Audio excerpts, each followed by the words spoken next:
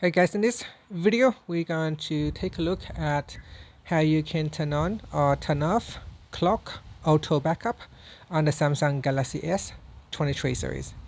First, tap on the home button to return back to the home screen, and from the home screen swipe down at the top, then tap on the settings icon in the quick settings panel. Now in here you want to scroll down and tap on accounts and backup. After that, tap on backup data in the Samsung Cloud section.